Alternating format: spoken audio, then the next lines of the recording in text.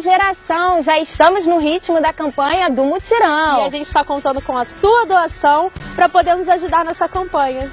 Juntos, podemos fazer mais! Obrigado, Senhor Deus, pela oportunidade de te louvarmos. Obrigado, Senhor, porque o Senhor é grandioso e é uma bênção para nós, Senhor. Obrigado. Nós queremos ouvir agora a Tua voz através da Tua palavra. Fale ao nosso coração, nos tire de qualquer distração. Nós pedimos isso em nome de Jesus. Amém, Senhor. Que a graça e a paz de Jesus esteja com todos nós. Amém?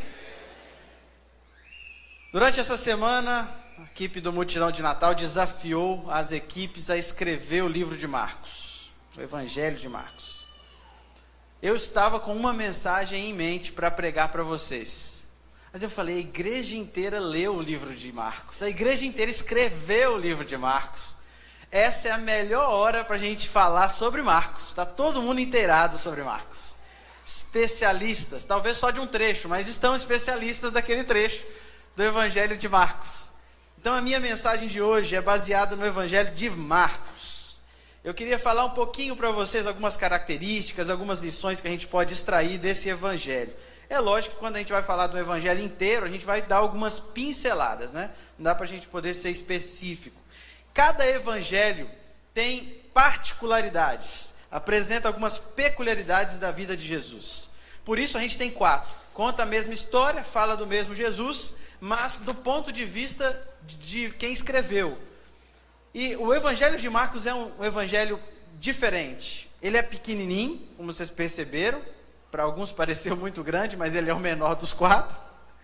Para quem ele foi escrito? Cada um dos evangelhos foi escrito para um público. Mateus foi escrito primariamente para os judeus. Lucas foi escrito para um rapaz chamado Teófilo. Lucas escreveu para ele. Provavelmente quem patrocinou Lucas na pesquisa e na confecção daquele livro. João escreveu para a igreja cristã, que já estava se desenvolvendo, e foi o último a ser escrito. O Evangelho de Marcos provavelmente foi o primeiro. E o Evangelho de Marcos, ele foi escrito para os romanos. Interessante, né? O público-alvo dele eram os romanos. Os romanos habitavam em Jerusalém, moravam lá naquela época. Então, se você reparar bem, já que ele foi escrito para os romanos, não fazia muito sentido Marcos citar o Antigo Testamento. Citar o Antigo Testamento está mais para Mateus, porque ele falava com judeus. Você vai observar também no Evangelho de Marcos, se não observou, que ele é um dos evangelhos mais dinâmicos que existe. É um evangelho que fala muito de ação e muda muito rápido de assunto. Ele não tem assim um discurso longo, como João 17 tem, as bem-aventuranças de Mateus. O Evangelho de Marcos é um evangelho curto e ele tem bastante ação. A leitura do Evangelho de Marcos é talvez a mais fácil dos evangelhos. Você consegue ler uma história de maneira bem resumida. E isso é interessante para a nossa época, porque hoje nós também falamos de forma bem resumida. O Evangelho de Marcos tem indícios de que ele foi o primeiro a ser escrito, porque ele não só é o menor, e quando a pessoa vai contar uma história, aumenta, né? Vai contando, lembrei de uma outra história, e vai aumentando. Mas ele também foi escrito com vários erros gramaticais no grego. No português foi traduzido, você não vai encontrar, mas no grego existem muitos erros, como se ele tivesse escrito bem às pressas. A linguagem dele é simples e ele escreve de modo corriqueiro. Até, talvez, em alguns momentos, no grego, se torna deselegante. As frases que ele faz, assim, sem muito acento, sem muita correção. No Evangelho de Marcos, Jesus é apresentado como o servo ungido. E o Evangelho de Marcos tem uma série de palavras que eram usadas na época como se fossem as gírias de hoje. E às vezes isso para traduzir dá um trabalho danado. Se Marcos escrevesse o Evangelho dele hoje, muito provavelmente ele escreveria no WhatsApp, ou mandaria no Facebook, ou faria um vídeo no YouTube. Porque ele queria fazer um negócio rápido, ele estava antenado com a tecnologia da época, e ele queria escrever, comunicar de maneira rápida o seu evangelho. Talvez a maneira como Marcos escreveu seja a maneira mais parecida com o que a gente hoje costuma escrever algumas coisas na internet. E eu sei que vocês, principalmente os jovens, têm abreviado muita coisa na internet.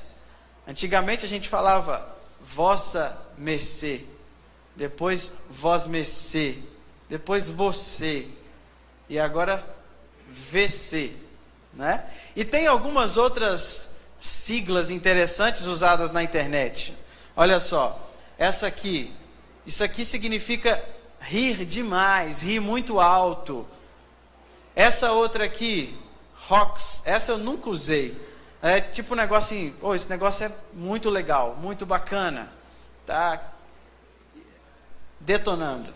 VC. Essa outra aqui, NSFW. O que quer dizer isso? Not safe for work. Não é seguro abrir esse e-mail no seu ambiente de trabalho. É porque às vezes mandou uma piadinha que não deveria, a pessoa vai e ouve e dá ruim. Então, é uma das siglas. Best friend forever. Sigo de volta. Só que não. Beleza, valeu, falou. Adiciona. ABS. ABS não é o freio. É o quê? Abraços. E tem gente que está chegando no cúmulo de colocar P só. P. Outro dia alguém me mandou uma mensagem e colocou assim, não sei o que lá, P. Eu fiquei, P era para. E só estava o P, não tinha nem a barra. Nós estamos acostumando a esse tipo de linguagem. Quando não coloca as figurinhas, né, os emojis. Por que essa abreviação? A gente quer tornar a conversa o quê? Rápida, mais dinâmica, mais direto ao ponto. O Evangelho de Marcos é assim. O Evangelho de Marcos ele é dinâmico, ele é rápido. Ele tem a ver com ação. Quem foi o autor do Evangelho de Marcos? É o conhecido João Marcos, que a Bíblia menciona, que foi numa viagem com Paulo, desistiu, e Paulo ficou bravo com ele voltou para trás. Depois ele viajou com Barnabé, porque ele era primo de Barnabé. Este João Marcos nunca foi discípulo de Jesus, mas ele foi quem escreveu. A tradição diz que ele foi pregar o Evangelho no Egito, lá ele virou bispo, e um dia ele foi martirizado e morto por causa do Evangelho. Como que ele escreveu um Evangelho se ele nunca foi um discípulo? Se ele não estava junto com Jesus, ele não participou de um monte de coisa? Tudo leva a entender que o Evangelho de Marcos foi narrado por um dos discípulos para João Marcos. E ele tomou nota, e talvez por isso a pressa, né? Porque o pessoal falando e ele escrevendo rapidinho, e ele pegou as histórias de Jesus. Quem foi essa pessoa? Quem foi esse discípulo que contou para João Marcos isso tudo? Muito provavelmente o apóstolo Pedro. O que leva a gente a acreditar que foi Pedro? O Evangelho de Marcos é muito dinâmico. Se vocês repararem bem, eu vou abrir aqui em Marcos, se você quiser pode abrir também, mas a gente vai abrir para ler em outra passagem. Mas Marcos 1 começa assim, princípio do Evangelho de Jesus Cristo, Filho de Deus. E aí quando você vai ver o verso 9, já está falando do batismo de Jesus. Ele é muito rápido. Ele já vai do nascimento, ele já pula genealogia e ele já coloca logo o batismo de Jesus. O Evangelho de Marcos deixa passar muitos detalhes do que os outros relatam, e ele não relata.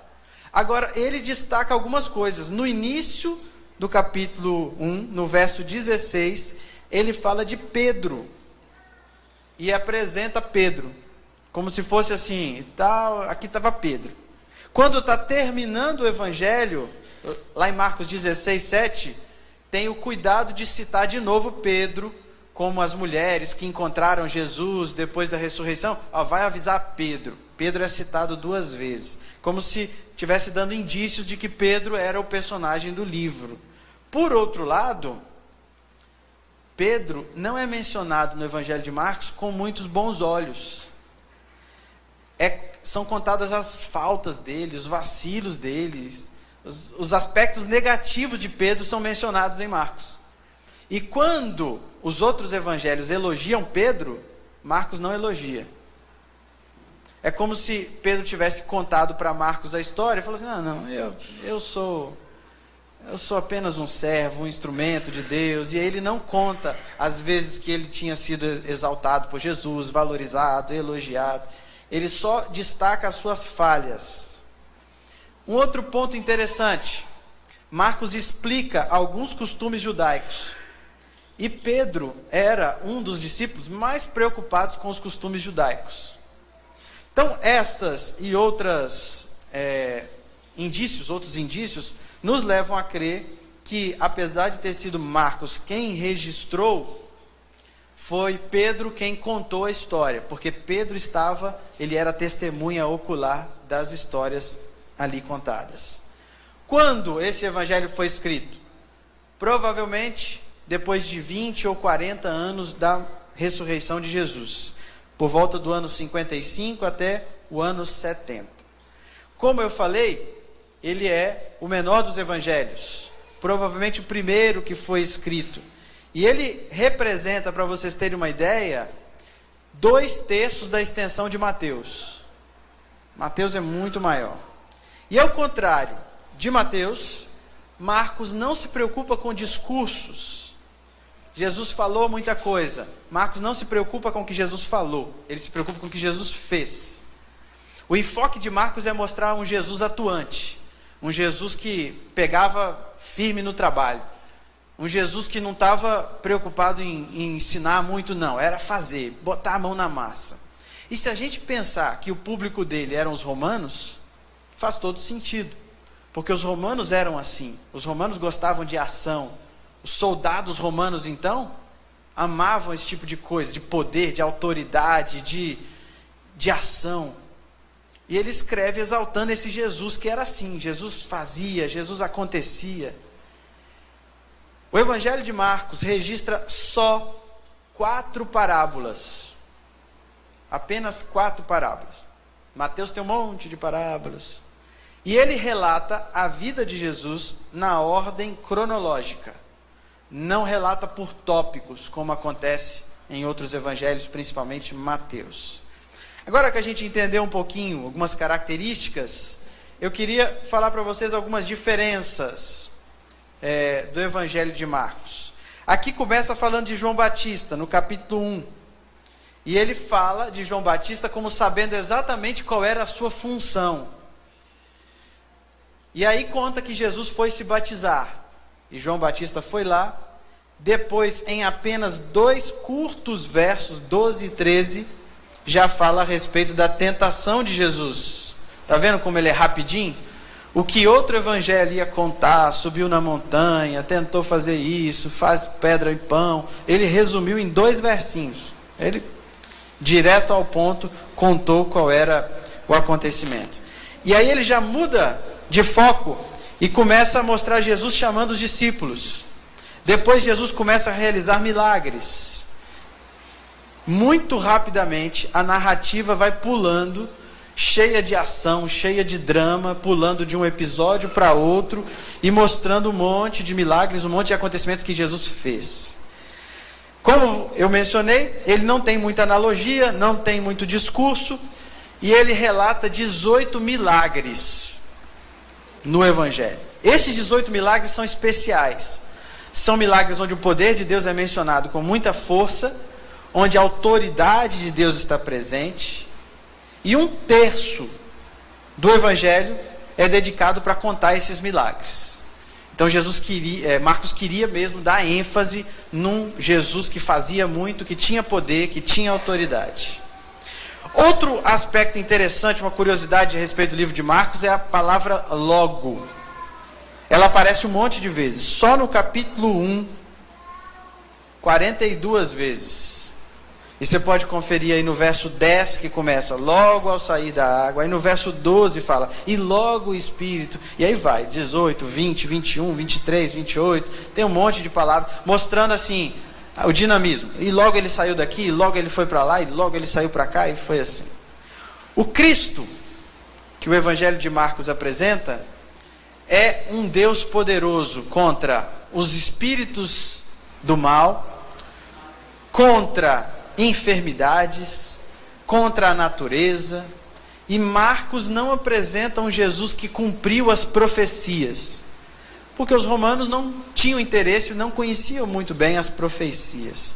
Então ele vai em cima de apresentar Jesus como um servo sofredor, um Deus que se fez homem e agora servia à humanidade.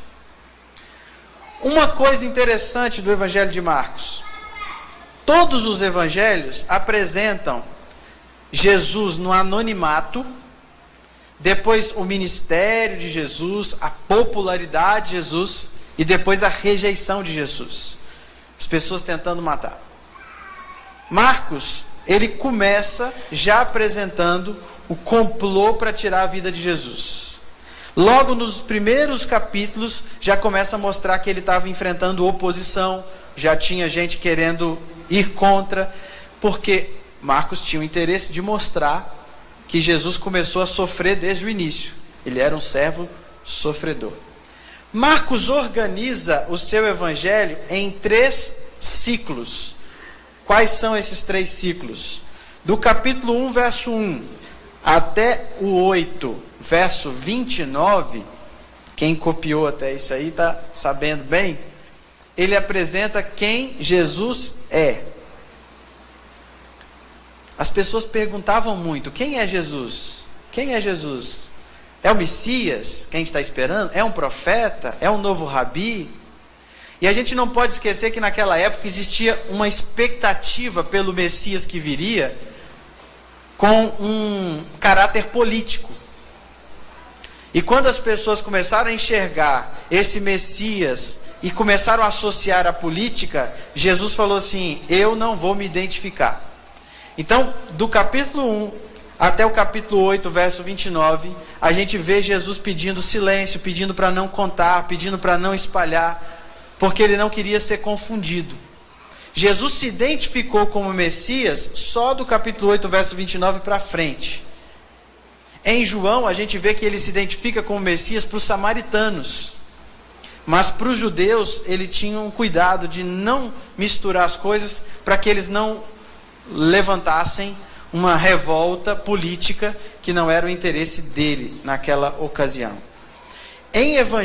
No Evangelho de Marcos, no capítulo 8, verso 27, 28 e 29, é quando ele muda. Porque tem aquele momento que ele pergunta: quem é que vocês estão dizendo que eu sou? Quem estão dizendo que eu sou? E ali, a partir daquele momento, a gente entra na segundo ciclo da estrutura literária de Marcos. E aí fala que Jesus começa a ser apresentado como Messias. E aí ele descreve seu sofrimento, ele descreve a sua morte, ele fala da cruz, ele fala que nós somos merecedores da cruz, o pecado entrou na humanidade e a cruz precisa salvar. E a cruz é um exemplo de serviço, e ele, como servo sofredor, iria até a cruz, ele iria enfrentar a cruz. Isso está no trecho de Marcos 8, 31, Marcos 10, até mais ou menos Marcos capítulo 11. O Evangelho de Marcos, capítulo 11, começa o terceiro ciclo, onde Jesus começa a dizer o que ele quer dos seus discípulos. E resumindo, ele fala que eles vão ter que seguir o caminho dele. Assim como eu sofri, assim como eu enfrentei a cruz, assim como eu vim sofrer, vocês também vão ser assim. Vocês vão servir, vocês vão sofrer, vocês vão enfrentar a cruz, porque vocês são meus discípulos. A cruz não tem a ver com suicídio, mas com entrega. E Jesus deixa isso muito claro, fala: eu vim me entregar em sacrifício, e vocês também precisam se entregar. Do capítulo 11 em diante, Jesus dá essa ênfase.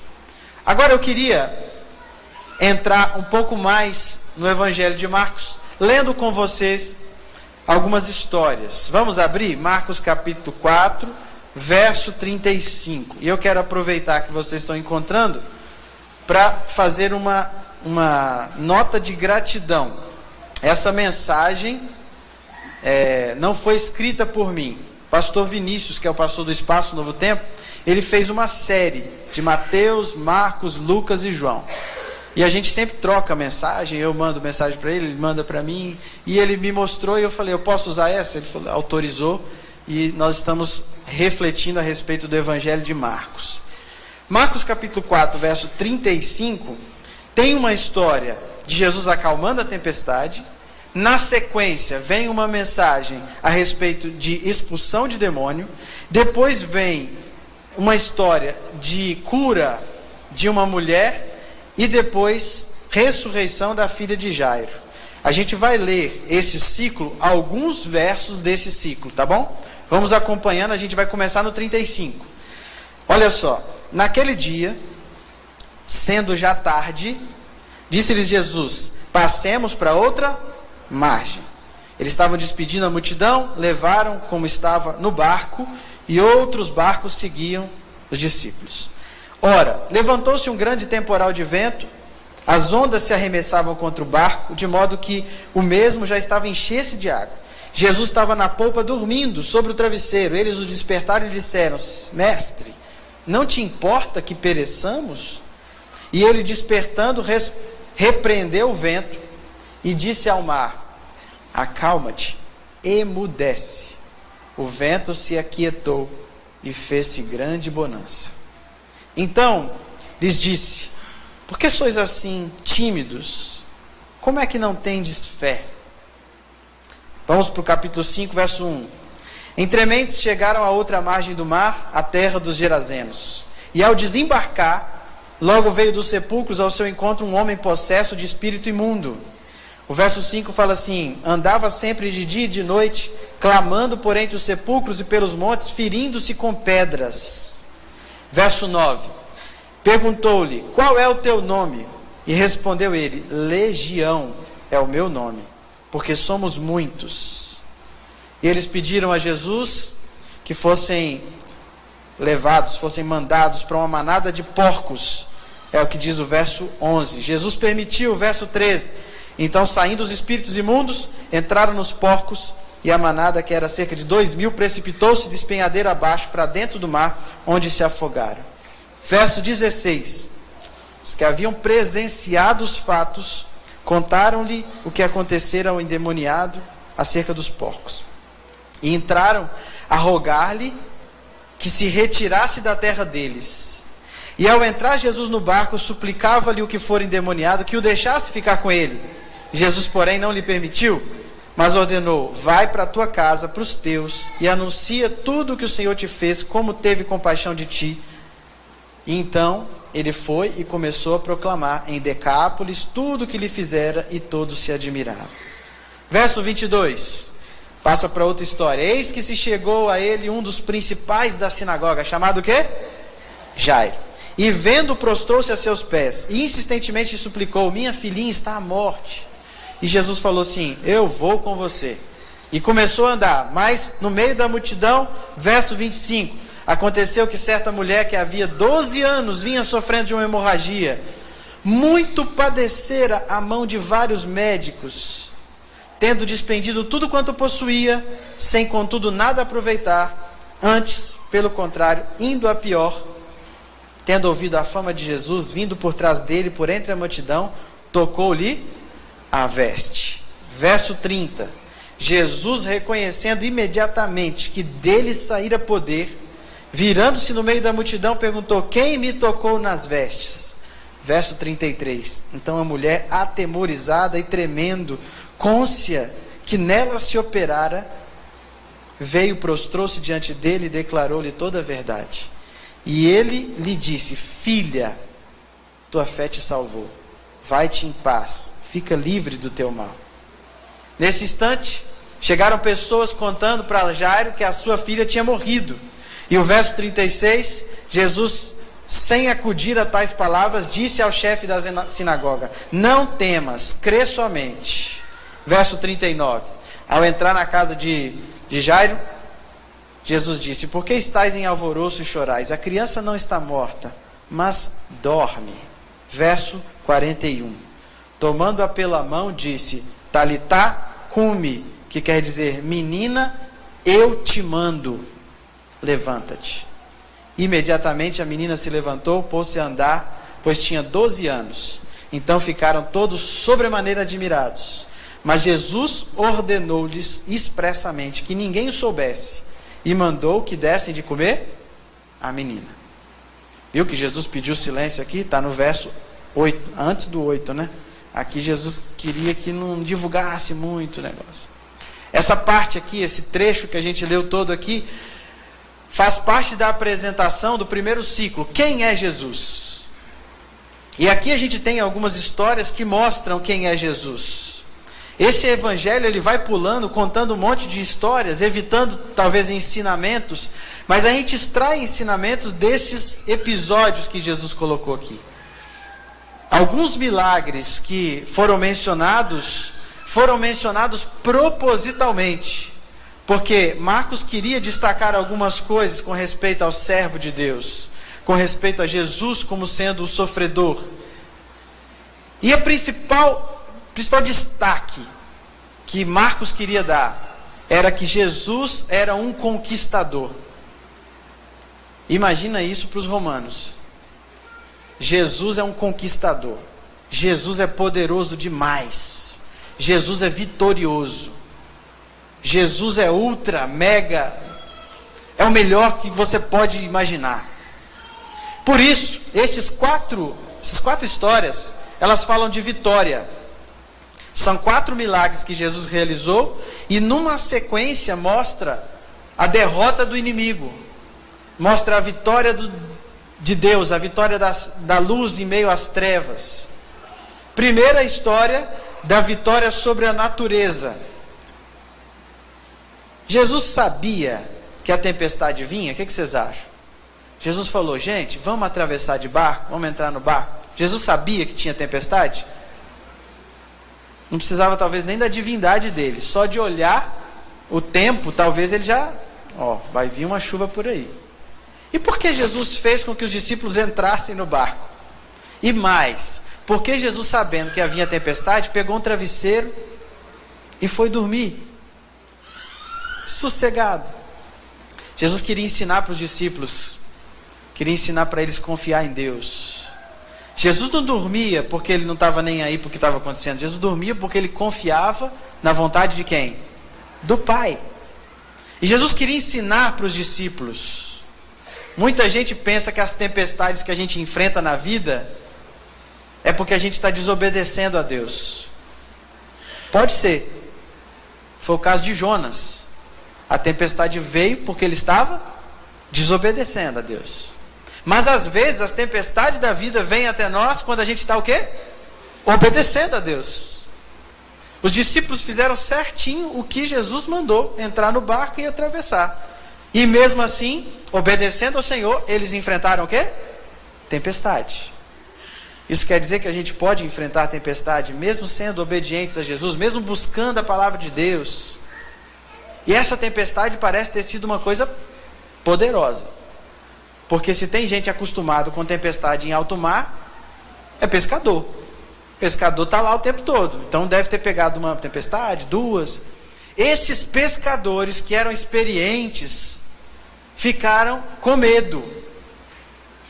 Dizem que no Mar da Galileia, essa tempestade é muito comum acontecer, dependendo da época do ano. Mas estes pescadores ficaram assustados. Então quer dizer que ela foi talvez mais violenta do que de costume. E a gente tem pelo menos 3 bons motivos para acreditar que os discípulos não precisavam ter ficado tão preocupados. Primeira razão, Jesus tinha falado, vamos atravessar.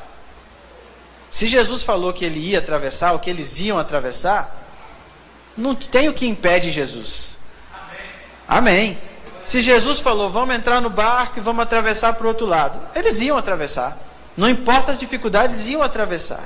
A palavra de Jesus era muito importante. Se o Senhor ordena, a gente pode confiar. Nada impede que os planos de Deus se concretizem. Se é da vontade dele, vai acontecer. E Jesus não prometeu uma viagem fácil para eles. Prometeu que eles iam chegar no destino. E eles chegaram no destino. Em segundo lugar, eles não tinham que ficar com medo porque Jesus estava com eles no barco. Pensa bem, era a melhor companhia. Quando Jesus ficou no monte orando e eles ficaram sozinhos, ok, né? Dá para ter medo. Mas Jesus estava ali. O Senhor das situações estava ali. Quando Jesus está dentro do nosso barco, a gente não precisa ter medo, não é verdade? Se a gente busca Jesus e coloca Ele, convida Ele para estar com a gente no nosso barco, a gente não precisa ter medo. E a terceira razão é porque Jesus estava tranquilo. Se Jesus tivesse com medo, a gente ficava com medo também, mas Jesus está tranquilo, então Ele tem poder e Ele vai realizar o milagre. E Ele realizou. Jesus ficou em pé, eu imagino, naquele barco e falou: vento, chega, emudece. E a tempestade parou. Tem aquele verso muito conhecido que a gente não leu: quem é esse que até o mar e o vento obedecem? Quem é esse? É a pergunta que de 1 a 8 é respondida. Quem é Jesus? A gente passa por tribulações na vida. Essa história é uma das histórias que nos lembra que não importa qual seja o problema que a gente enfrenta, a gente pode confiar que Jesus é poderoso para nos ajudar. Os discípulos estavam vendo Jesus, acordaram Jesus e perguntaram ele assim: Senhor, o Senhor não se importa com a gente? O Senhor não se importa que a gente morre? A gente às vezes faz essa pergunta para Deus, né? Senhor, o Senhor está se importando comigo? O Senhor se importa com o que eu estou passando? Deus se importa, Jesus se importa. E Ele não acalmou só a tempestade naquela hora. Ele acalmou também o coração dos discípulos. Ele virou para eles e falou assim: vocês estão com o coração todo nervoso. Calma, confia em mim. Vocês precisam aumentar a fé de vocês. Vocês precisam acreditar mais em mim. Vocês estão tímidos, estão reticentes. Talvez os maiores problemas que a gente enfrenta está dentro da gente mesmo, né? E a gente precisa que Deus acalme a tempestade primeiro dentro da gente, para depois acalmar o que a gente está enfrentando. Deus está disposto, Jesus tem condição de fazer isso. Eles viram que Jesus tinha poder de fazer muita coisa, e mesmo assim eles questionaram. E Jesus repreendeu e falou: vocês precisam ter mais fé. Isso é uma lição para mim e para você, porque Deus faz milagres na nossa vida, a gente acaba esquecendo. Quando a gente está passando por uma tempestade, a gente volta de novo para Jesus e fala: Jesus, o Senhor esqueceu de mim? Não. Continuo me lembrando de você. E essa experiência mostra que eles não tinham motivos para ter medo. Assim como a gente também não precisa ter medo. Não importa a situação que a gente enfrenta, qual é a tempestade que a gente está enfrentando, Jesus está conosco no nosso barco e Ele é poderoso para realizar milagres. Amém? E aí a gente vem para a segunda história, porque eu estou falando mais do que o próprio Marcos, né? Marcos contou rapidinho. A segunda história é uma história muito interessante, porque Jesus chegou num lugar onde tinha um homem possuído por demônios. E ele fala que ele tinha uma legião. Para nós isso não faz diferença nenhuma, mas para os romanos faziam, porque eles sabiam que legião era o destacamento de 10.000 soldados do exército. Tinha um exército, 10.000 soldados era chamado de legião. Então não tinha pouco demônio nesse homem não, tinha muito. E por isso que ele não tinha paz, e ele causava. Ele se cortava, as pessoas prendiam e ele se soltava, e ele era como um bicho no meio do mato. O pessoal deixava ele isolado lá com medo dele. Jesus chegou nessa região, chegou nesse lugar, e onde Jesus pisa, Satanás foge. Chegou Jesus ali, e os anjos maus que estavam dentro daquele homem perceberam que eles precisavam ir embora. Satanás pode fazer muito mal para as pessoas, mas Jesus é mais poderoso. A gente às vezes supervaloriza Satanás. Ele é um inimigo derrotado, em nome de Jesus. Ele pode machucar as pessoas. Ele pode entrar no coração e fazer a gente fazer coisa errada. Mas se a gente clamar a Jesus, Jesus habita em nosso coração e expulsa as trevas do nosso coração. E Jesus, quando chegou diante daquele homem, expulsou as hostes do mal da vida daquele homem. E elas com muita, vamos dizer, entre aspas, sabedoria, quiseram pegar Jesus. Assim, deixa a gente entrar então naqueles porcos, porque aí a gente dá um prejuízo, o pessoal vai ficar com raiva de Jesus. E foi exatamente o que aconteceu. Todo mundo ficou com raiva de Jesus. Sai daqui, sai daqui. Deu prejuízo para a gente. Mas Jesus não dá ponto sem nó. Jesus falou, eu vou embora. Jesus é educado. Jesus não é igual ao inimigo que entra à força, invade. Jesus está à porta e bate. Jesus falou, não querem a minha presença? Eu vou embora. Montou no barquinho e quem apareceu? O homem. Deixa eu ir com o Senhor, por favor. E aí Jesus falou, não. Estranho, né? Como é que pode? Jesus não deixou aquele homem seguir. Tanta gente querendo seguir Jesus. Esse homem, Jesus falou, não. Por quê? Jesus tinha uma missão para ele. E Jesus falou assim, ó, você vai contar tudo o que aconteceu com você. E ele ficou, talvez com medo de voltar aos demônios, mas ele falou, vou fazer minha parte, eu vou continuar contando para todo mundo. A gente às vezes tem a impressão que para contar de Jesus, ou para testemunhar, ou para falar de Jesus, a gente precisa de uma história muito grande. Jesus falou, só fala o que ele fez na sua vida. Simples assim. A gente precisa fazer mais isso, falar o que Jesus faz na nossa vida. Isso é suficiente para levar muitas pessoas a conhecer do amor de Deus. Esse homem ficou lá, ele começou a contar a sua história para diferentes pessoas, e aquelas pessoas que tinham expulsado Jesus, foram se convertendo, foram aprendendo, foram vendo naquele homem a vida que ele tinha transformada, a ponto de que quando Jesus voltou, naquela região, um tempo mais tarde, tinha um monte de gente, multidões, esperando Jesus para recebê-lo de novo. Aquele homem ficou lá com um propósito. A lógica de Deus é diferente da nossa lógica. A nossa lógica era o homem seguir Jesus para nunca mais ter aquele problema. Mas Jesus falou, não, você vai ficar para você pregar. Jesus tinha um plano. Jesus tinha um propósito com aquilo tudo. E Jesus mostrou que ele era poderoso. A terceira história fala sobre a vitória de Jesus sobre a enfermidade. Uma multidão expulsou Jesus. E a história conta que ele foi para Cafarnaum. E lá tinha uma multidão esperando Jesus. Falando, Jesus, eu preciso de você. Jesus, eu preciso. E aí quando ele viu, ele encontrou logo de cara quem? Jairo. Aqui tem duas histórias que são bem ligadas uma com a outra. Jairo e essa mulher anônima, que a gente não tem o nome dela. As duas histórias estão muito ligadas. A mulher sofria de uma doença incurável. Jairo estava apresentando a sua filha que estava à beira da morte. A mulher procura Jesus, Jairo procura Jesus primeiro, mas a mulher foi curada primeiro.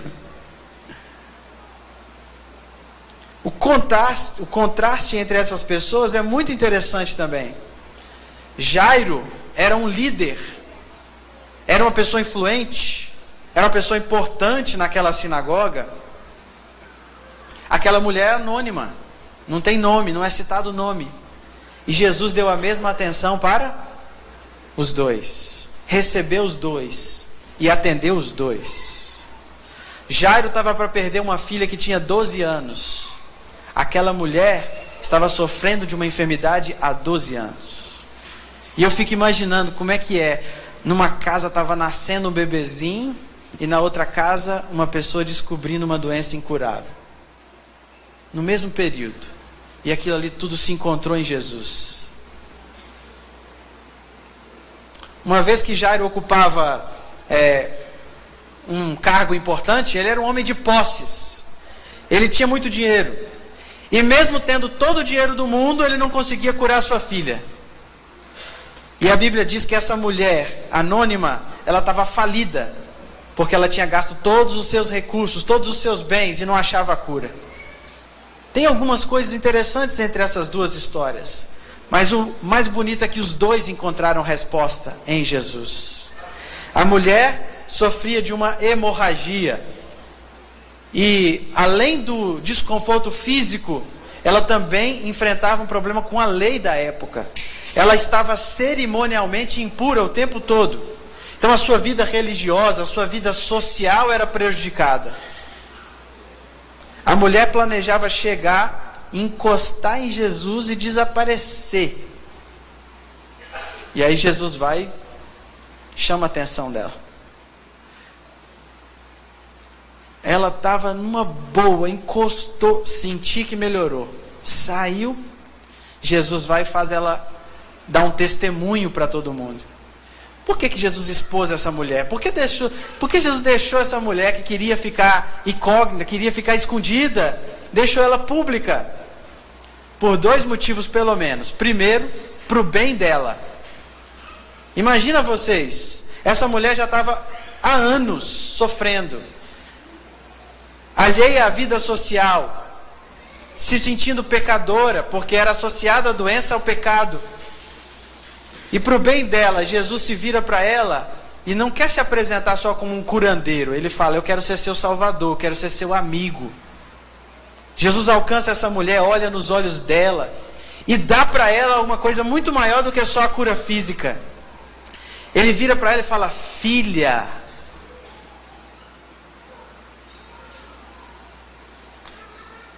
Jesus tem poder para nos curar fisicamente, amém? Mesmo que a gente não faça por onde. Essa mulher encostou em Jesus, não fez muita coisa.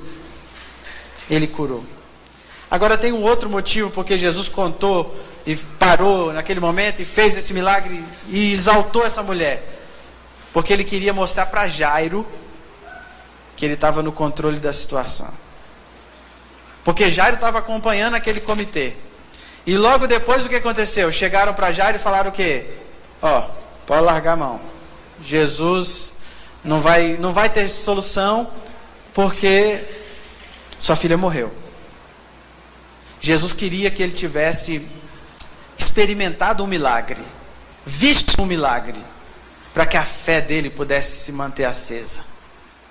E foi exatamente isso que aconteceu na última vitória aqui, que a gente está destacando sobre a morte. Jairo era um homem importante, era um homem bem conceituado na sua sociedade. Eu imagino que os amigos deles começaram a ficar até um pouco chateados com ele, porque eles queriam a morte de Jesus e ele começou a procurar Jesus. Mas Jairo estava nem aí, porque ele estava desesperado para encontrar Jesus, para salvar sua filha. E ele foi atrás de Jesus. E Jesus fala algumas palavras aqui muito importantes nesse trecho. Jesus fala uma palavra de fé, Jesus fala uma palavra de esperança, Jesus fala uma palavra de autoridade. Cada palavra que Jesus falou aqui parece que foi cuidadosamente selecionada e cuidadosamente registrada. Dá uma olhada no verso 36. Quando chegam dando notícia ruim para Jairo, Jesus fala assim, Jairo, não temas, crê somente. Essa foi uma palavra de fé. Jesus quis dizer assim, Jairo, acredita, confia, você acabou de ver o milagre. Jairo, persista, insista, não desista. Continua acreditando. E aí mais à frente, eles chegam até a casa. Naquela época, na tradição judaica, eles pagavam pessoas para poder chorar. E aí estava todo mundo chorando. Então estava claro que a menina tinha morrido mesmo. E aí eles chegam e Jesus fala uma palavra de esperança. Jesus fala assim, essa menina não está morta, essa menina dorme. Mas ele não está aliviando só o coração das pessoas, ele está trazendo uma verdade. Quem crê em Deus não morre, descansa, dorme. E essa é uma esperança que ainda vive em nosso coração. Quando a gente perde alguém querido, se essa pessoa era um cristão, era uma pessoa de Jesus, ele descansa. E um dia a gente vai ver quando Jesus voltar. E Jesus tem uma palavra de poder aqui também. Porque Jesus entra no quarto dessa menina e ele fala, Talita cumi. E a Bíblia é muito clara dizendo, menina, eu te levanto. Eu te ordeno, levanta. Eu te mando. Jesus tinha autoridade para falar assim. Jesus tinha autoridade para falar, eu te mando. E ele fala com autoridade. E foi registrado isso porque os romanos que leram essa passagem falaram: esse cara tinha autoridade. Porque para falar eu te mando, tem que ter autoridade. A menina voltou a viver. Não só voltou a viver, como já viveu curada. Porque ela podia voltar à vida doente. Ela já voltou curada. Só que é interessante que ela voltou curada, mas não satisfeita. Jesus podia ter feito ela curada, satisfeita, com a barriga cheia. Jesus curou ela e falou: dá de comer para essa menina, que essa menina precisa ficar forte. Em outras palavras, Jesus falou assim: o que eu posso fazer, eu faço. O que vocês podem fazer, eu não vou fazer por vocês. Dá comida para os meninos. Às vezes a gente prejudica o nosso organismo, a gente prejudica o nosso corpo, ou a gente quer que Deus faça tudo por nós. A gente tem a nossa parte a fazer, os nossos cuidados. Nós não podemos ignorar os cuidados humanos. Não são substitutos à fé.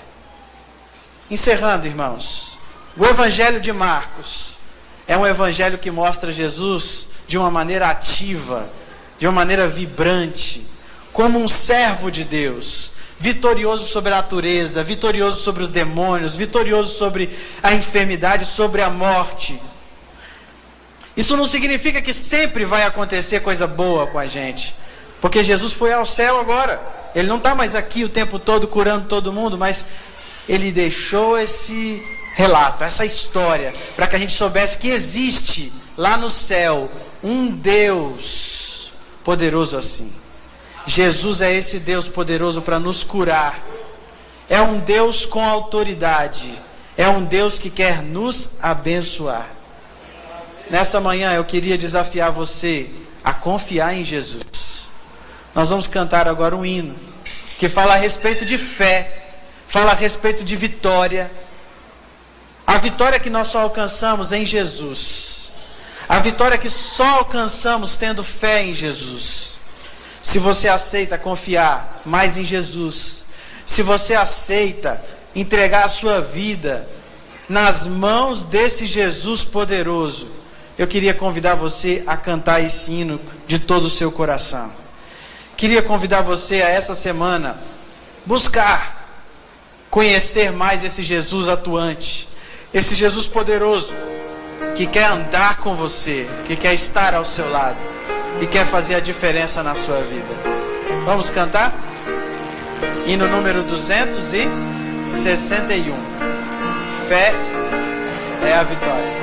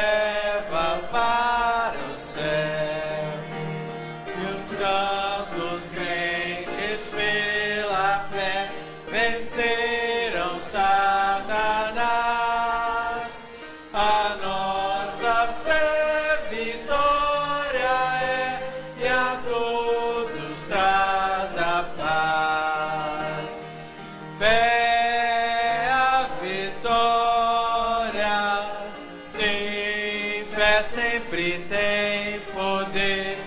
Fé é a vitória, ao mundo irá vencer. aquele que viver na fé, justiça alcançará. Um novo nome há de ter, perdão receberá. Assim, bem firmes pela fé, unidos em amor, nós venceremos com poder que vem do Salvador. Fé a vitória, sim, fé sempre tem poder. Fé a vitória, ao mundo irá vencer.